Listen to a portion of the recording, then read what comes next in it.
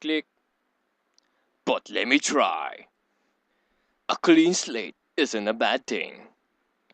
That is all I can think of to get me through this.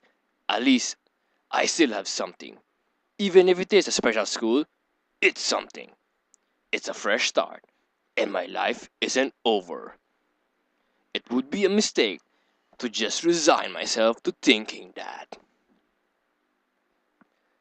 At the very least, I'll try to see what my new life will look like.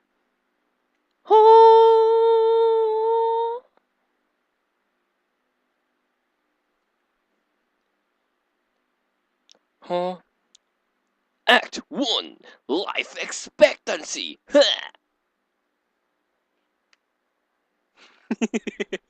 Okay, the gate looked far too pompous for what it was. In fact, gates in general seem to do that, but this one especially so. Red bricks, black rock, peh, red bricks, black wrought iron, and gray plaster assembled into a whole that didn't feel welcoming at all. I wondered if it looked like a gate for what? Okay, I wondered if it looked like what a gate for a school should look like, but couldn't really. Of course. Of course, I didn't want to get stuck on thinking about the gate for too long, so I entered through it with with a brisk pace that felt surprising. Yeah, walking is good. I always walk like I always walk around a lot when I have stuff in my head. Just clear it. Moving forward feels good, man. Oh, I feel good. Okay. So I walked towards the main building of Yakma. Pre, damn, getting tongue tied today. So I walked towards the main building of Yamaku Academy at this brisk pace. I'm alone, as my parents are taking my stuff to the dorms, and there's supposed to be someone waiting for me. The grounds are incredibly lush, filled with green. Oh, so it's Lasal. It's Lasal. Huh? There's so much green. Huh? Huh? No? Okay. It doesn't feel like the kind of grounds a school would have, more like a park, with a clean walkway going past trees, and the smell of fresh cut grass and all other parklets. These words like clean and hygienic pop into my mind. It makes me shudder. I shake them off. Stay open minded now. It's your new life. You have to take it as it comes. Oh, yes. You have to take it as it comes. Where did you come from? Out of nowhere. Oh, take it. Yes. Let's not make this sexual too early on. That's what I tell myself. Okay, a few big buildings loom behind the leafy canopies, too big and too many for just a school. Everything seems off. It's different from what I thought I knew about schools. You haven't seen Colegio San Agustin, man. You go there, we got freaking gym, we got theater, we have a school, high school, grade school, mid school, preschool, swimming pool. We got it. We got field. We got the longest, if I remember correctly, Colegio San Agustin has the longest cafeteria in Asia. Yeah, we got it. We got freaking country style. I think if I remember, we have shakies there. Oh, the shakies. Oh, so good. What was I saying? Okay, I got derailed. It's an uncanny valley. Even though I was told this is my new school, the back of my head, it doesn't feel like one. I wonder if the feeling is real or caused by my expectation of a school for the disabled. Speaking of that, I don't see anyone else here. It's kinda eerie. Too spooky. It makes me wish there was somebody here so I could anchor myself onto something. Who are you, Nautilus? Freaking anchoring yourself. Instead of having this feeling that I stepped into another dimension. Nino, Nino, Nino, Nino, Twilight Zone. The trees hum with the wind, and the green hues flashing all around me catch my attention. The green juez. Hue. Mordekaiser is numero uno. Hue. It makes me think about hospitals again. How they say the operating rooms are painted green because green is a calming color. So is blue. Come on, what's that? So why am I feeling so anxious despite all this greenery? Dot dot dot. Only after I stand in front of the haughty main building, I surprise myself by realizing why the gate bothered me and why I'm using this voice for no reason at all. It was the last chance I had to turn back, even if I had no life I could return to. What? No, even if I had no life to return. Wait, actually, yeah, that's also correct. Fuck, I'm dumb. I forgot about that. But still, after entering, there was absolutely no way I could go back anymore.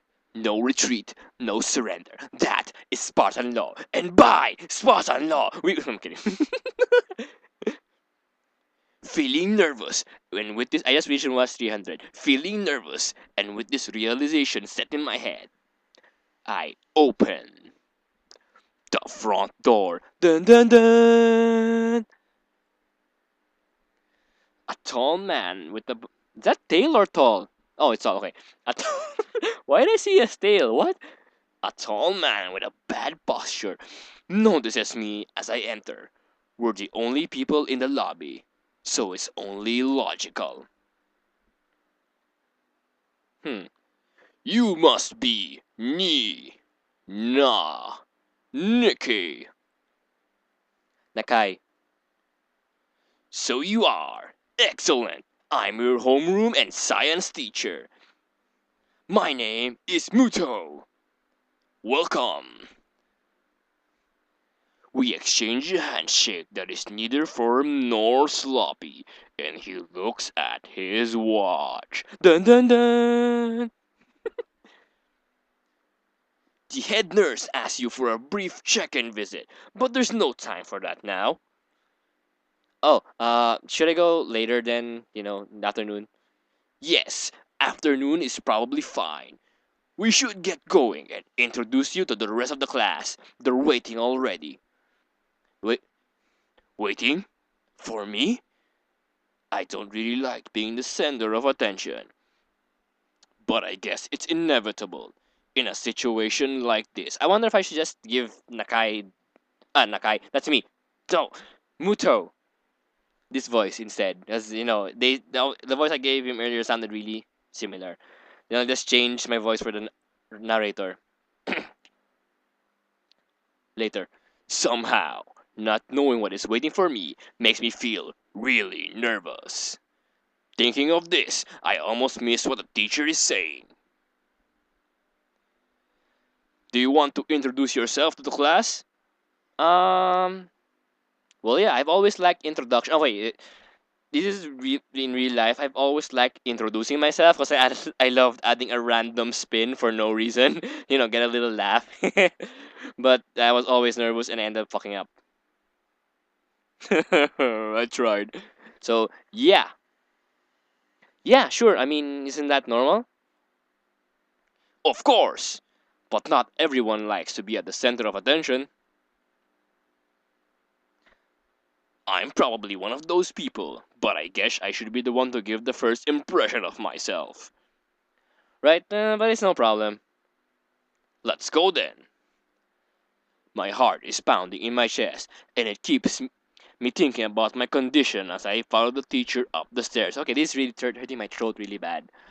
Give me a second. Ah,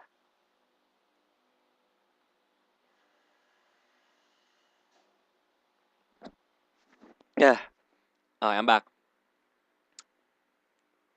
The third floor down the third corridor is marked as the classroom for class 3-3.